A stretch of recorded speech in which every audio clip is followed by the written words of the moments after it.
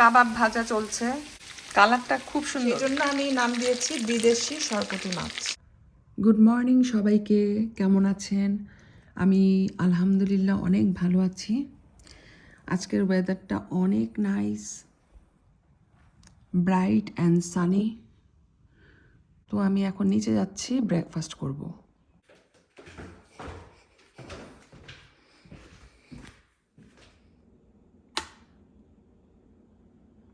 তো গতকালকে কাবাবগুলা এত ভালো হয়েছিল যে আজকে আবার বানাচ্ছি সেম স্টাইলে, সেম কাবাব।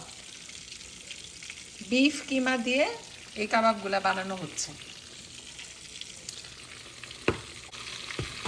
কেউ যদি ট্রাই না করে থাকেন এই পর্যন্ত, অবশ্যই ট্রাই করবেন, খুবই মজা হয়। একদম একটা হোটেল স্টাইলের ফ্লেভার হয়, খুবই ভালো লাগে। এই কাবাবটা গরম গরমও ভালো লাগে, আবার ঠান্ডা হলেও ভালো লাগে। ভাতের সাথে, পোলাওর সাথে সার্ভ করা যাবে, অথবা আপনি যদি রুটি বা পরোটার সাথে খেতে চান সেটাও সম্ভব। খুবই মজা। তো আমি ভেজে নিচ্ছি অনেকগুলা কাবাব। তো আজকে অনেক রান্না বান্না করতে হবে, একটা একটা করে করতেছি। প্রথমে আমি কাবাব দিয়ে শুরু করলাম, তারপরে আমি মাছ ভাজি করব। তো এই কাবাবটা হয়ে যাক, অনেকগুলা তো একটু সময় লাগবে। আগে আমি অনেক কষ্ট করে কাবাব বানাতাম, ঘন্টার পর ঘন্টা লাগতো। বাট এখন এই সিস্টেমে কাবাবটা বানাতেও সময় কম লাগে আর খেতেও মজা। তো এখন থেকে আমি এইভাবেই বানাবো। গেস্ট আসলে ঝটপট করে কাবাব বানিয়ে পরিবেশন করা যাবে, ইজি। কাবাবের যে একটা ফ্লেভার থাকে, ওই ফ্লেভারটা আমি পাচ্ছি, কারণ এখানে আমি অনেক ধরনের মশলা ইউজ করেছি। তো এখানে কিছু ভেজে রেখেছি, আরও কিছু বাকি আছে, আর এখানে হচ্ছে। তো কাবাব ভাজার পর মাছ ভাজি করব। গতকালকে যে মাছগুলা কিনে আনছি, ওখান থেকে মাছ একটা ভাজি করে দেখব কেমন হয়, খেতে কেমন লাগে। যদি ভাজিটা ভালো লাগে তাহলে এই মাছগুলো আমি ভেজেই খাবো। আর যদি মনে করি যে ভাজিটা এত ভালো লাগতেছে না, তখন তরকারি হিসেবে রান্না করব। হয়ে গেছে অলমোস্ট, আর এটা হচ্ছে লাস্ট ভাজা। তো দেখেন কত সুন্দর হয়েছে কাবাবগুলা দেখতে।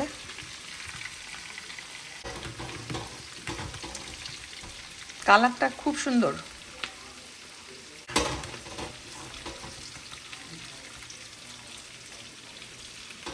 এগুলো একটু গোল গোল করে ভেজেছি, আর আগেরগুলো একটু চ্যাপ্টা।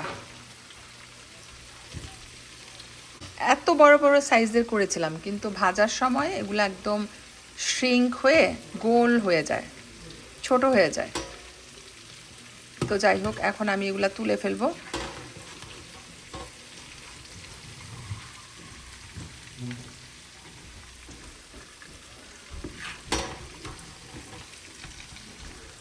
এই যে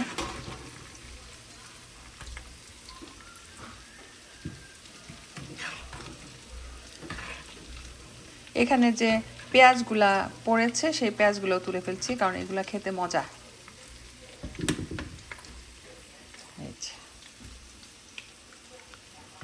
কাবাবের ফাইনাল লুকটা একটু দেখেন, কত সুন্দর হয়েছে, লোভনীয়। তো আমি ভাত খাবো না, ব্রেডের সাথে খাবো। কেমন হয়েছে জানাবেন। একদিকে কাবাবগুলা ভাজছি, আর একদিকে মাছ ভিজাই দিছি। এই মাছগুলাকে আমি এখন সুন্দর মতো কেটে কুটে ধুয়ে বেছে তারপরে ভাজি করব। সুন্দর না দেখতে? মনে হচ্ছে পানিতে সাঁতার কাটছে। আমরা তো আসলে জীবন্ত মাছ দেখি না, সেই জন্য দুধের স্বাদ ঘোলে মিটাচ্ছি। ভালো করে কেটে কুটে ধুয়ে তারপরে হলুদ মরিচ লবণ দিয়ে মেখে রেখে দিলাম। আমি কিছুক্ষণ পরে ভাজবো, তাহলে ভালো মতো ম্যারিনেশনটা হয়ে যাবে। আর এদিকে আরেকটা জিনিস আমার কাছে ভালো লেগেছে, ইন্টারেস্টিং, এই মাছের পেটে কিন্তু ডিম আছে। এই যে দেখেন, পেটটা ফুলা ফুলা না? তো যখন আমি মাছটা কাটলাম, কাটার সময় ডিম বের হয়ে আসছিল, এখানে ডিম দেখা যাচ্ছে, মানে পেট ভর্তি ডিম। খুবই ইন্টারেস্টিং। এই ধরনের মাছ আমরা সহজে পাই না, ডিম সহ। খেতে নিশ্চয়ই মজা হবে। দেখেন কি সুন্দর মাছগুলা, কারণ পেটের ভিতরে ডিম আছে। রেখে দিই একটা সাইডে 5-10 মিনিটের জন্য, তারপরে ভাজবো। তো এখন আমি মাছটা ভেজে নিব। অ্যাকচুয়ালি এই মাছগুলো আমি আধা ঘন্টার মতো ম্যারিনেট করে রেখেছিলাম। তো যাই হোক, কারণ একটু বিজি হয়ে গেছিলাম, সাথে সাথে ভাজতে পারি নাই। আর এখানে পেঁয়াজ কেটে নিয়েছি, তো এই পেঁয়াজ দিয়ে মাছটা ভাজি করব। তবে মাছটা আগে ভাজি করব, তারপরে পেঁয়াজগুলো ভাজবো। তো এখন আমি দিয়ে দিচ্ছি বিসমিল্লাহ।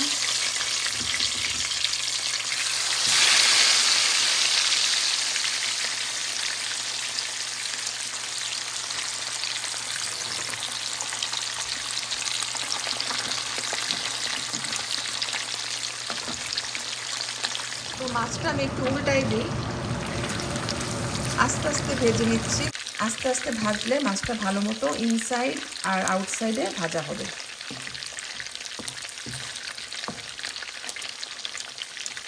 অনেক সময় অনেক কিছু হাই হিটে ভাজা যায় না, তাহলে ঠিক মতো হয় না, পুড়ে যায়। তো আমি মাছটাকে খুব ভালো করে মিডিয়াম হিটে ভেজে নিচ্ছি। একবার উল্টাই দিচ্ছি। আর এখানে কতগুলা পেঁয়াজ কেটে নিয়েছি। মাছ ভাজা হয়ে গেলে মাছগুলা তুলে আমি এই পেঁয়াজগুলা ভেজে নিব।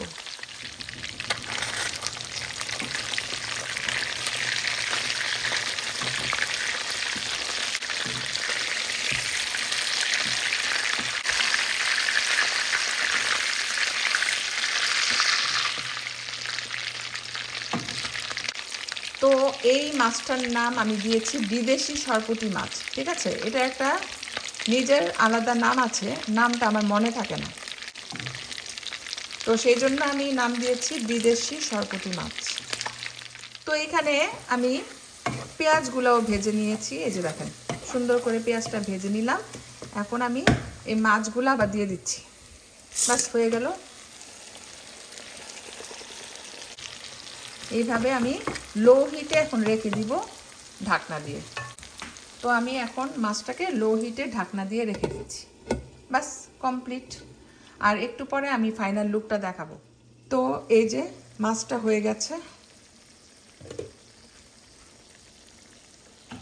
আমি একবার উল্টাই দিব, দ্যাটস ইট।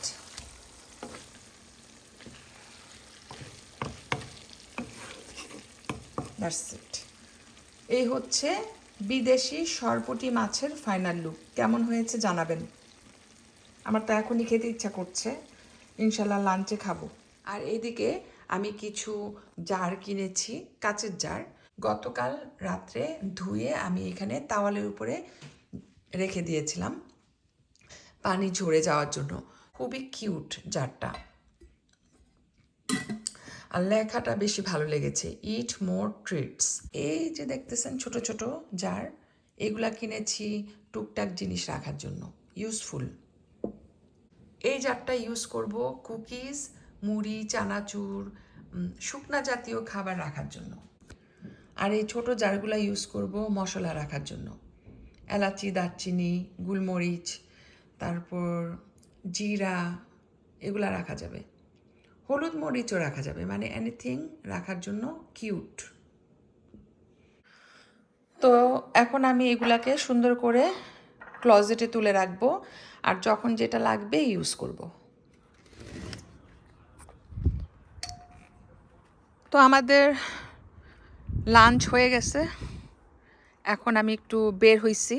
এই যে দেখেন ব্যাকইয়ার্ডের এই অবস্থা, এখনও ঠান্ডা আছে, বুঝতে পারতেছি না কবে থেকে গার্ডেন শুরু করব। আর এই যে এই মাটিগুলা ঠিক করতে হবে, তো এই আগাছাগুলা সব তুলে ফেলতে হবে, তারপর নতুন মাটি ফেলে এটাকে ঠিকঠাক করে নিতে হবে। তো দেখি কখন করি, এখনও তো শুরু করি নাই।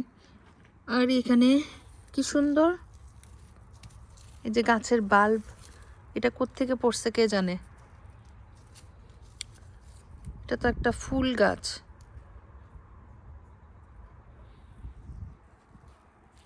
সুন্দর এখানে বাল্বও আসছে। মানে এই গাছগুলো অবশ্য সামারে ফুটে আর উইন্টারে মরে যায়, কিন্তু মাটির নিচে এই বাল্ব থেকে যায়। তো তো প্রতি বছর স্প্রিংয়ে বাল্বের থেকে গাছ বড় হয়, তারপরে ফুল ফুটে। তো আমি জানি না এটা কোত্থেকে আসলো, অদ্ভুত। তো এটা কি আমি করছিলাম? আই থিঙ্ক আমার বাসায় এই গাছটা ছিল, তো গাছটা মরে গেছে। তারপরে আমি মাটি সহ গাছটাকে ফেলে দিছিলাম, এখানে ফেলে দিছিলাম। আর সুন্দর এখান থেকে বাল্বটা আবার সতেজ হয়ে গেছে, আর এইটুক গাছের মধ্যে ফুল ফুটছে। কি অদ্ভুত, তাই না? দেখি এটা আমি এক সাইডে লাগায় রাখবো। তো যাই হোক, এই যে গার্ডেনটা যদি ঠিক করতে পারি তাহলে গার্ডেন করব। অনেক ঠান্ডা, থাকতে পারতেছি না। আর এই মাটিগুলা দেখেন, 2 বছর ধরে এখানে পড়ে থাকতে থাকতে মাটির বস্তা ছিঁড়ে মাটি বের হয়ে এখানে ঘাস হয়ে গেছে। এই হলো অবস্থা। আর 2 দিন আগে কোম্পানি থেকে লোক এসে আমাদের ঘাসে ফার্টিলাইজার দিয়ে গেছে, এই জন্য 2 দিন আমরা ঘাসে পাড়া দিতে পারি নাই।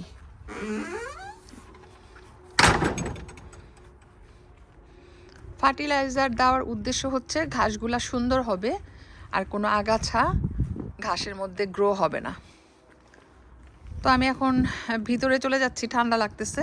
তো চলে যাওয়ার আগে এই বাল্বগুলাকে মাটিতে এক সাইডে লাগাই দিয়ে যাব। এই আর কি, সুন্দর একটা দিন। এই ফুলটা একদম 100% ফুটে গেছে, 1 মাসের মতো থাকবে, তারপরে ঝরে যাবে। আর এই ফুল ঝরে যাওয়ার পর নতুন পাতা গজাবে, তখন গাছটাতে শুধু পাতা থাকবে, আর কিছুই থাকবে না। তো ঠিক আছে, সবাই ভালো থাকবেন। আমি এখন বিদায় নিচ্ছি। আল্লাহ হাফেজ।